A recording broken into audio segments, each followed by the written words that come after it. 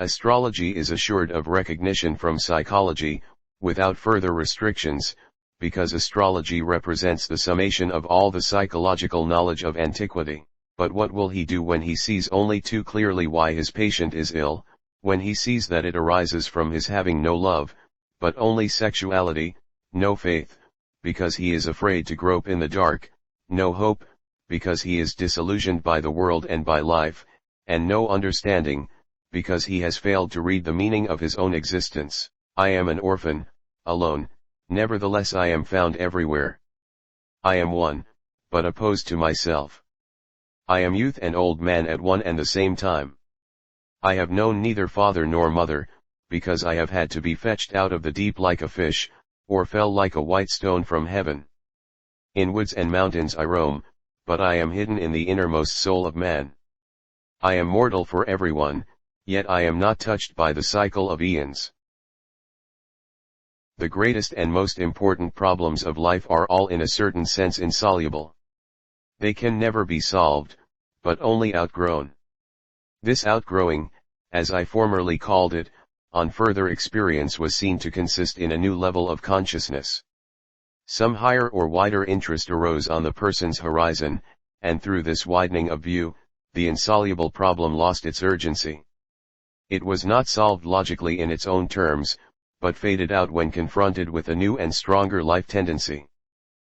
Leonardo da Vinci wrote in his notebooks, "It should not be hard for you to stop sometimes and look into the stains of walls, or ashes of a fire, or clouds, or mud or like places in which, you may find really marvelous ideas." The dream is the small hidden door in the deepest and most intimate sanctum of the soul, which opens to that primeval cosmic night that was soul long before there was conscious ego and will be soul far beyond what a conscious ego could ever reach.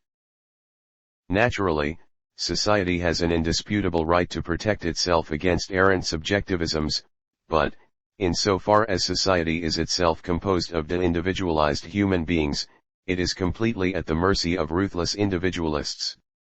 Let it band together into groups and organizations as much as it likes, it is just this banding together and the resultant extinction of the individual personality that makes it succumb so readily to a dictator. A million zeros joined together do not, unfortunately, add up to one. Ultimately everything depends on the quality of the individual, but our fatally short-sighted age thinks only in terms of large numbers and mass organizations, though one would think that the world had seen more than enough of what a well-disciplined mob can do in the hand of a single madman. I deliberately and consciously give preference to a dramatic, mythological way of thinking and speaking, because this is not only more expressive but also more exact than an abstract scientific terminology, which is wont to toy with the notion that its theoretic formulations may one fine day be resolved into algebraic equations. Our mania for rational explanations obviously has its roots in our fear of metaphysics, for the two were always hostile brothers. Hence, anything unexpected that approaches us from the dark realm is regarded either as coming from outside and, therefore, as real, or else as a hallucination and, therefore, not true. The idea that anything could be real or true which does not come from outside has hardly begun to dawn on contemporary man. The psychological rule says that when an inner situation is not made conscious, it happens outside, as fate. That is to say, when the individual remains undivided and does not become conscious of his inner contradictions, the world must perforce act out the conflict and be torn into opposite halves. We are so full of apprehensions, fears, that we don't know exactly to what it points. A great change of our psychological attitude is imminent, that is certain, because we need more understanding of human nature because, the only real danger that exists is man himself, and we know nothing of man. His psyche should be studied because we are the origin of all coming evil. We do not know whether Hitler is going to found a new Islam. He is already on the way, he is like Mohammed. The emotion in Germany is Islamic, warlike and Islamic. They are all drunk with wild God. That can be the historic future. To confront a person with his shadow is to show him his own light.